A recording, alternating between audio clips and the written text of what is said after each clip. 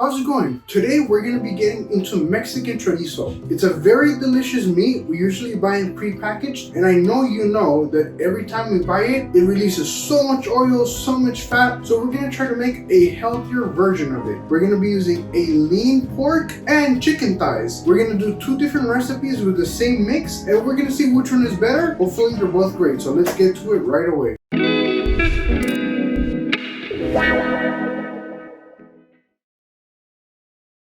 Okay, we're gonna start by cutting up the pork. This is what I have. It's a beautiful tenderloin, and you'll notice it's 130 calories per 4 ounce. The other thing that we're going to use is chicken thighs, and chicken thighs are 140 calories per 4 ounces. So we're using cuts of meat that are much lower than the usual fatty pork that is in Mexican chorizo. Once we get this thing cut, we're gonna want to cut it into smaller pieces that can fit into our grinder, and we're gonna go for nice and longer strips so that it can go through the grinder much easier. Beautiful, beautiful tenderloin. Let's cut it into more manageable pieces. The size doesn't matter because we're gonna grind it, but strips like this are just easier to slide through. I think we're all used to thinking that pork is unhealthy for us, but depending on where the cut comes from, it can be a very lean meat. Great source of protein also. I personally love cooking with pork tenderloin. Extremely lean, and you can do so many things with it. So now let's get to grinding. Let's get started. Let's get this thing going to a level 4.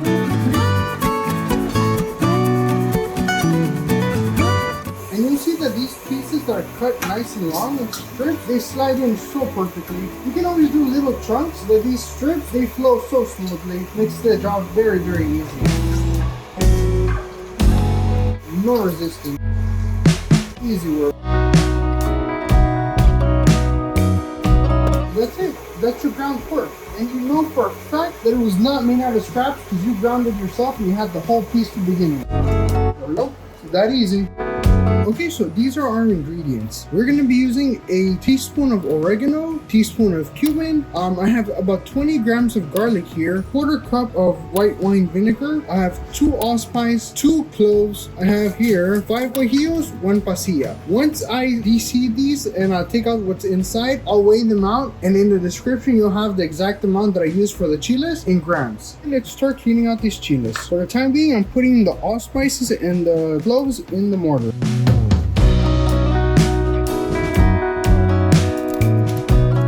We're gonna want to rehydrate these. I'm actually heating up some water now. As far as the seeds, I kind of just take out whatever comes out. Whatever's left inside, we'll be fine.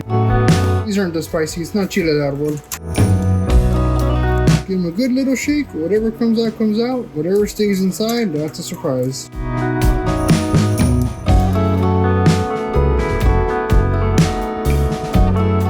While the water gets to boil, let's start grinding these spices.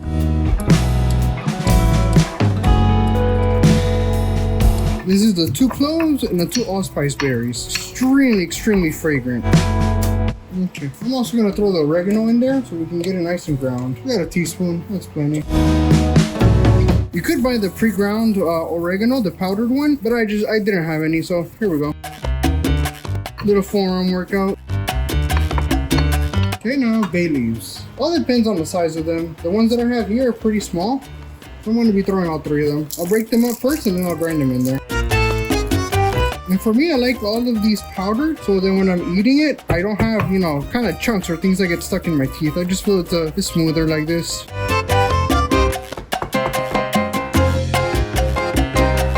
Okay, we got some hot water. Let's dunk them in. Just till they're pliable, really. Either way, we're going to put them in the food processor later, so no worries. And we'll be dripping in a little bit of the reserve liquid from this just to make the mixture smooth. But, you could use water if you like, or chicken stock. Okay, we've let them hang out long enough. They're nice and pliable, nice and soft, softer than last time. Let's get them in here.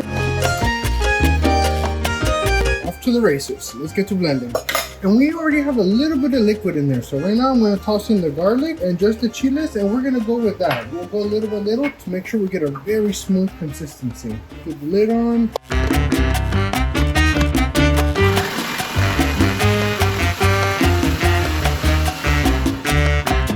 Oh man, garlic and chiles, man, I could just eat it just like that. I don't know why I'm adding anything else. With that being said, let's add more stuff. White wine vinegar, let's add the spices that we ground earlier.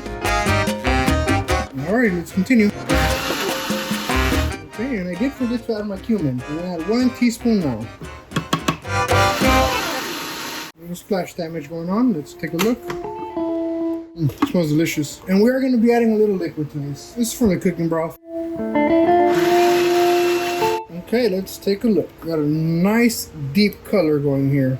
I know the one you buy at the supermarket tends to be quite bright red. My suggestion would be, if you want it like that, skip the pasilla chile, the ancho chile, and instead add some powdered paprika. Get your bright red with the guajillos. But to me, this color a little bit darker, just it feels like it's more flavor depth, more complex. Also to my preference. Looks delicious. Okay, we're gonna get this out of here into a little bowl. Alrighty, let's take a look. That.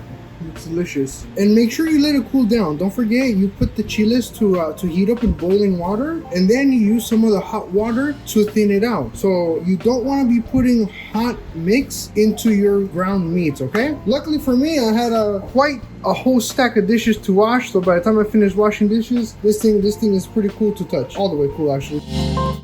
Delicious. Yeah, definitely when you start a YouTube channel, no one tells you how many dishes you're gonna watch. You always see top 10 things no one tells you. For cooking videos, you're gonna be washing dishes. Anyway, let's continue. And I did want to mention, this has no salt and no pepper. Why, you may ask? Isn't it easier to just slide it in now? Yes, but for me, when I'm cooking, to me, salt and pepper, I like to add it separately. So once I have my ground chicken and my ground pork and I'm cooking it in the pan, at that point, I add salt and pepper. But if you like, you're more than welcome to salt and pepper this according to how much you're gonna be using in the ground meats. Okay, now we're gonna be weighing out 500 grams of ground chicken and 500 grams of the ground pork. And just as a reminder, these are ground chicken thighs.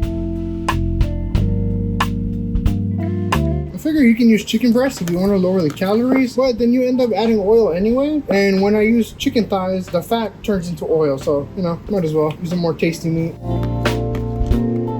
Getting it close. You needed 500 grams. Let's see. Whew, 507 on the money, close enough. Alrighty, and don't forget, guys, salmonella is a real thing, so make sure you get another spoon for the ground pork. You do not want to do any cross-contamination, okay? Okay, let's continue. Okay, we're at 0. Again, we're going for 500. And I did go for the coarsest grind that I could get. That way we could still feel some nice and meaty chunks. Alright, there we go. Looking good. Okay, now time to add our mixture. So we're gonna eyeball about half and half.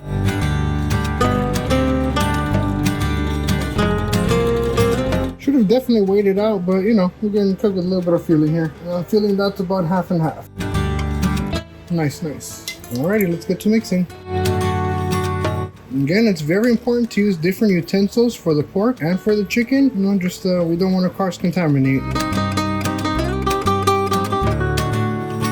And there you have it, nice and mixed. Ready for use, ready for store. And again, a reminder, no salt, no pepper. Make sure you add that as you're cooking. So now let's get to cooking, because we can't just mix this and not try it. And to test these out, what we're gonna do is make some tacos. Me personally, I'm not a meal prep kind of guy. I don't like on, you know, Sunday or Monday preparing 5 different meals. But what I do like doing is having things like this ready. I'll have, you know, a tub of chicken thigh seasoned. I'll have my different chorizos. This is from a video in the past. My salsa, things like that. It makes my week easier to have things that are already seasoned but not cooked. So now we're gonna chop some cilantros, cook some of the chorizo up, add some salsa, heat up some tortillas, and we're gonna get busy right now. Okay, let's start getting these pans nice and hot. And always keep in mind that most stoves, at least every stove that I've used, has different burner sizes. So this one cooks a lot quicker than this one at the same temperature. So I'm making this one hotter, this one more middle, but it'll end up being the same. So just keep that in mind when you're cooking things so things do not burn. Okay, let's get going. Oh man, I can immediately smell it. Oh, it's gonna be good.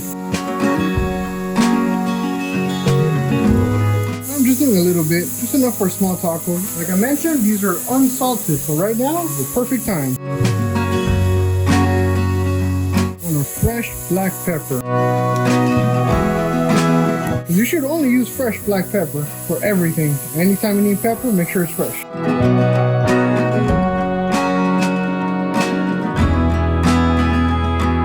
have one last step. You cannot make tacos without tortillas, so let's heat some tortillas up. In this case, just 2 tortillas. Again, these are the ones that I use. Always make sure to weigh them out. It says 25 calories each, or 4 tortillas for 90 calories. But always weigh them out because it should be 43 grams. It happens all the time. Labels lie. And I like to heat them up directly on the fire because when I heat them up any other way, by the time I'm done taking pictures, the tortilla is just too wet. It doesn't handle. And when I pick it up, everything falls apart. As toasty as you like them. I like a little char on mine.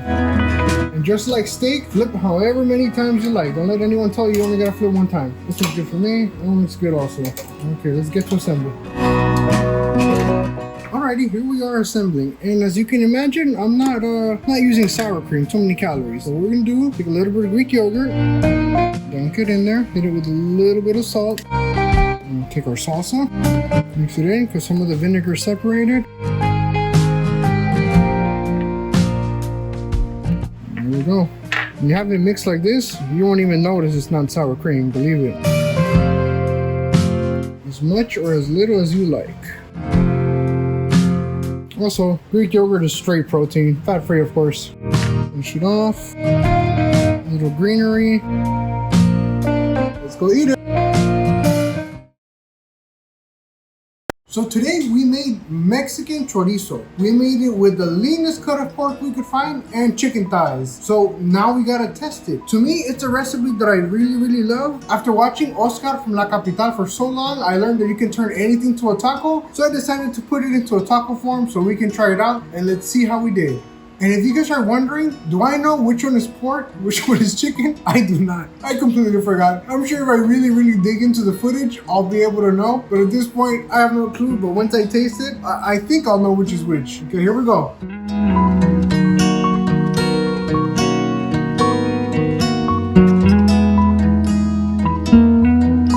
If I had to guess, thinking this one is the pork. Okay, round 2.